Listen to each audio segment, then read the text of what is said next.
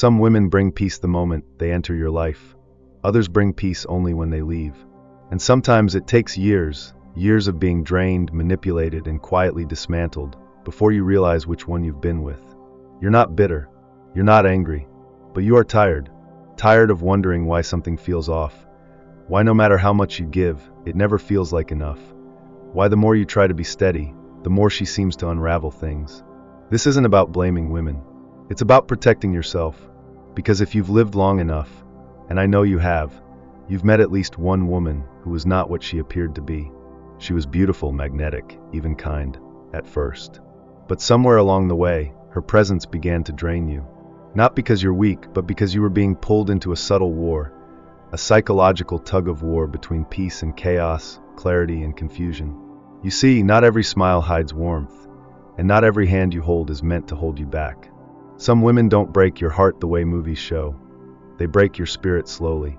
With sarcasm that cuts deeper than insults, with silence that says more than words ever could, with stories that cast them as victims in every chapter and you as the villain in the end.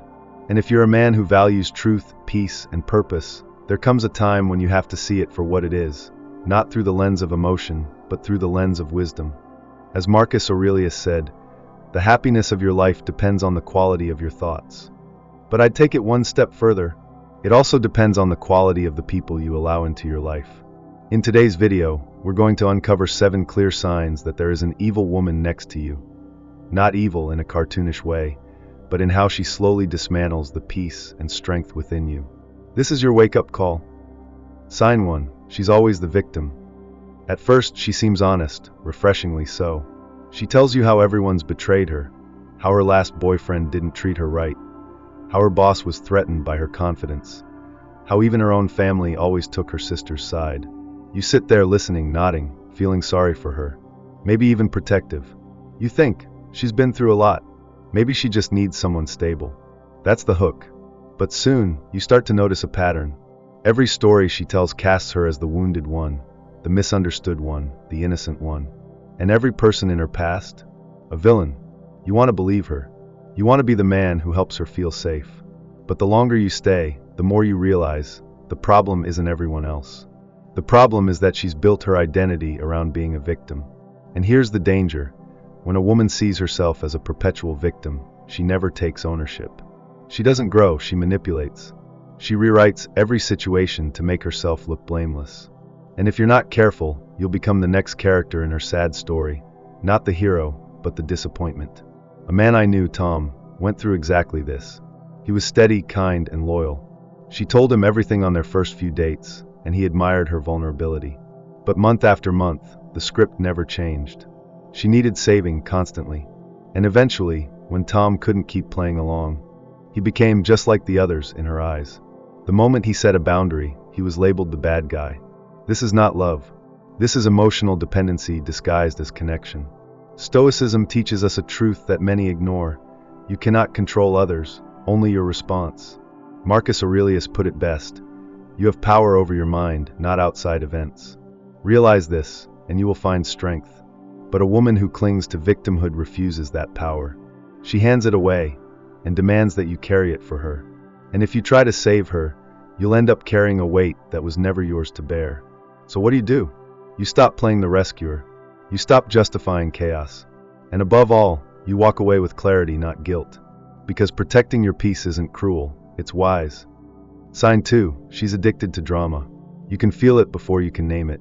One day, everything seems fine. You're having a calm evening, maybe just watching something together or talking about your day. And out of nowhere, the energy shifts. She's upset over something small, something you didn't even realize was a thing.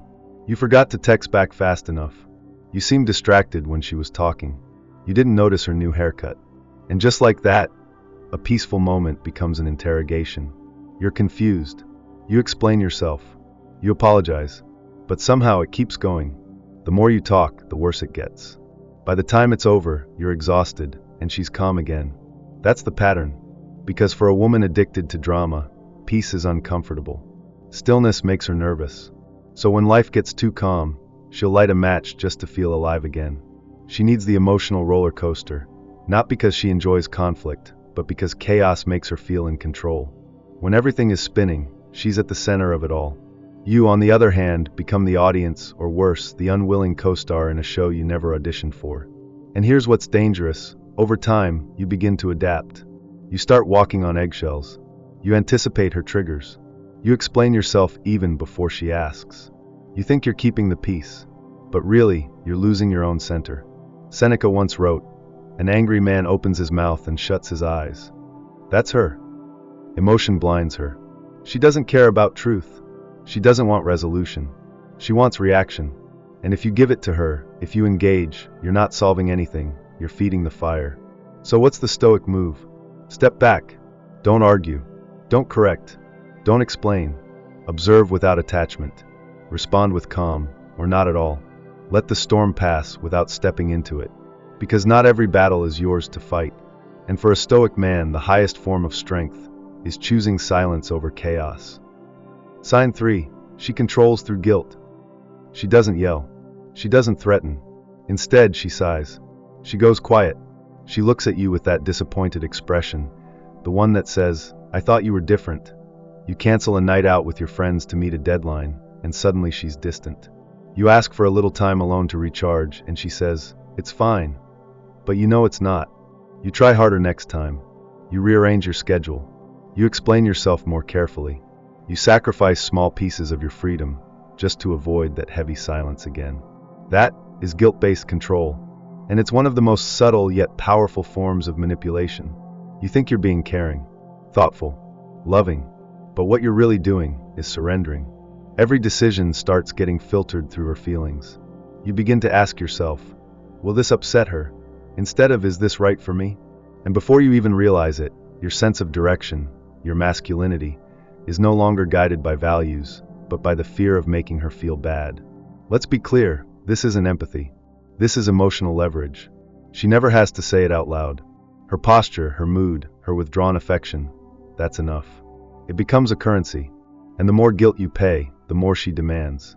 Until one day, you're not even sure who you are anymore, because you've become the man she needs you to be, not the man you were meant to be. Epictetus said it plainly. No man is free who is not master of himself. A Stoic man doesn't move from fear. He moves from reason.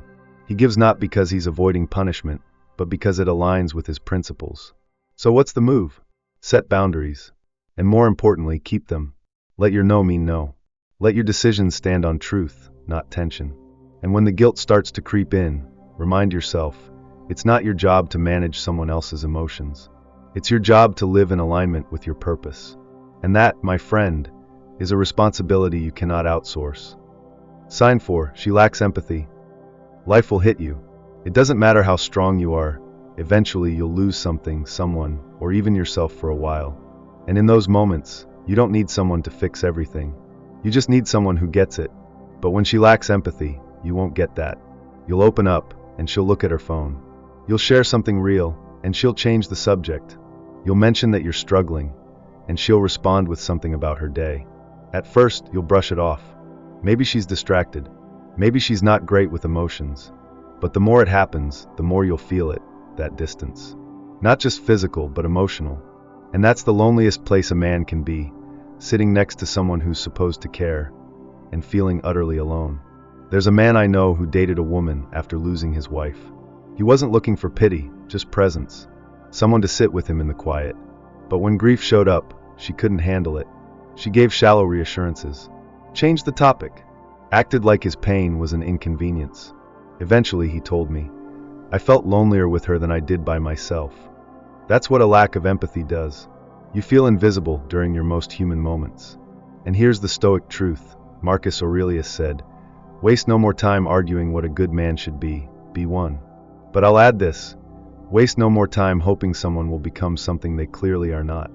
Empathy isn't something you can force. You either feel it, or you don't. And when it's not there, when the person beside you can't sit with your pain, can't meet you in the dark, it's not love. It's a transaction. A Stoic man doesn't beg for support. He doesn't plead to be heard. He notices the silence. He respects the truth. And he walks away, not out of anger, but out of deep, unshakable clarity. Sign 5. She's obsessed with superficial things. It starts off subtle. She compliments your car, your watch, the way you dress. She posts every meal on Instagram. She's always checking how many likes her photo got. You think it's harmless until it starts defining everything. She talks more about her image than her values. She wants to go places not because of the experience, but because everyone's going there. She pressures you to upgrade, to spend, to impress, to match the fantasy she's curating online. Soon, you start to feel like you're in a competition that you never signed up for. No matter what you do, someone else has more. And she wants that. It's not really about money, it's about status, about attention, about how things look. And here's the cost: your identity starts getting chipped away. Your value as a man becomes tied to your wallet, not your wisdom. And let me be clear, wanting nice things isn't the issue. The issue is when your soul gets sold for shiny objects. Because a woman obsessed with appearances will never be content. Why? Because the outside world is always changing. Trends shift. Platforms evolve. Someone else will always have more. And she will never stop chasing. Epictetus warned us. Wealth consists not in having great possessions, but in having few wants. But when she craves applause more than intimacy, validation more than truth, she's poor in the ways that truly matter. And if you stay too long, you'll become poor too. Not financially, but spiritually. Because trying to satisfy someone who's addicted to externals is like pouring water into a broken jar. It never fills. A Stoic man doesn't measure life by what he can show, but by what he can stand for. So if you find yourself constantly performing, constantly upgrading, constantly striving to keep her impressed, stop. Ask yourself, am I with someone who sees me, or just what I can offer? And if the answer hurts, walk away, not to punish her, but to protect what makes you truly rich, your peace, your values, your freedom. Sign 6, she can't admit she's wrong. Disagreements are normal. They happen in every relationship. But with her, they don't end. You bring up a concern calmly, and suddenly, you're the problem. You show her clear evidence, undeniable facts, and somehow, she twists the story. Now it's about your tone, or how you always do this, or how you're making her feel. The original issue disappears beneath a mountain of emotional fog. And every time, you're left second-guessing yourself, wondering if maybe you were too harsh, if maybe you shouldn't have brought it up. That's not love, that's psychological warfare. Because when a woman refuses to take accountability, even for small things, she's not protecting her pride, she's protecting a fragile identity. To her, admitting fault equals weakness. So instead, she doubles down, gaslights, redirects, deflects, and the longer you stay, the more you'll find yourself carrying the emotional weight for both of you. You become the one who always apologizes, the one who tries to be the bigger person, the one who sacrifices truth for the sake of keeping peace. But here's the Stoic truth: peace built on lies isn't peace, it's submission. Marcus Aurelius once said, "If someone can show me that I am wrong and I do not see it, I will gladly change. For I seek the truth." That is wisdom. That is strength. But she's not interested in truth. She's interested in being right. And in a relationship where truth is always under attack, trust can't survive. Growth can't happen. Because if one person refuses to grow, the other must carry the entire burden of progress. And that's not a partnership, it's emotional slavery. A Stoic man doesn't seek perfection in a partner, but he does seek humility. Because real love requires two people willing to face their flaws and fix them.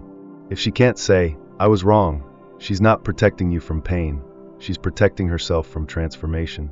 And that fear will eventually destroy everything good.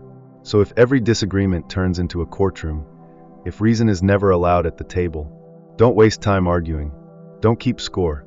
Walk away, not to win, but to regain your peace. Sign 7, she disrespects your time. Time is the one thing you never get back. You can rebuild your bank account. You can recover your health. But the minutes you give away, they're gone forever. And yet, she treats your time like it's disposable. She shows up late, again. Cancels plans last minute, again. Makes you wait at a restaurant while she's finishing something up, only to text you an hour later that she's not coming. At first, you're patient. You tell yourself it's just bad timing. Maybe she's overwhelmed.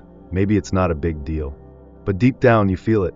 The quiet erosion of your self-respect. Every time she ghosts a plan, every time she makes you rearrange your schedule, every time she forgets to show up, you're not just losing time. You're losing value in your own eyes. There was a man I once knew, Richard, a contractor in his 50s, built his business from scratch, disciplined, structured, respected. But when it came to Elise, the woman he was dating, everything changed. He'd cancel work trips just to meet her, delay weekend fishing with his friends because she might want to do something. But over and over, she canceled. She forgot, and I remember sitting across from him one day, after she stood him up again. He just looked at his phone and said, "Man, I feel like I'm always waiting." That's the worst part. You stop living your life. You start waiting for hers to make room for you. But a Stoic man does not wait to be valued. Seneca wrote, "It is not that we have a short time to live, but that we waste much of it." Your time is sacred. It's your life, broken down into hours and minutes. And any woman who treats it with carelessness does not deserve another second of it. The solution isn't rage. It's not confrontation. It's not revenge. It's clarity. A woman who respects you will honor your time. She'll show up. She'll be present. She'll make space for you without being reminded. And if she can't, you stop waiting. Because a man who knows his worth doesn't chase presents. He creates boundaries. And he spends his time where it's valued, not wasted. Let's be clear, not every difficult woman is evil. And not every disagreement means you should run. But when these signs stack up, when you're constantly exhausted, constantly questioning yourself, constantly giving and receiving less, you need to stop asking, "What can I fix?" and start asking, "What am I tolerating?" Stoicism isn't about judging others. It's about protecting your clarity, your peace, your purpose. You don't need to fight. You don't need to explain. You don't need to teach her how to love you better. You simply walk away, not out of anger, not to prove a point, but because you finally understand the wrong woman will cost you everything, and call it love. Marcus Aurelius said, "If it is not right, do not do it. If it is not true, do not say it." And I'll add this, if she's not right for your peace, your purpose, and your growth, do not stay. The Stoic man does not live to please. He lives to align with truth, with values, with who he is becoming. So if you saw yourself in any of these signs, don't ignore that. Because you deserve a relationship that nourishes your spirit, not one that slowly destroys it. Now I want to hear from you. Have you ever been with someone who matched these patterns? Leave a comment. If you're not sure what to write, just say, "I love this," to let me know you stayed until the end. And if this video gave you clarity, like it, share it, and most importantly, subscribe to join a brotherhood of men living by wisdom, not chaos. Your time, your mind, your peace, they are sacred. Guard them. I'll see you in the next one.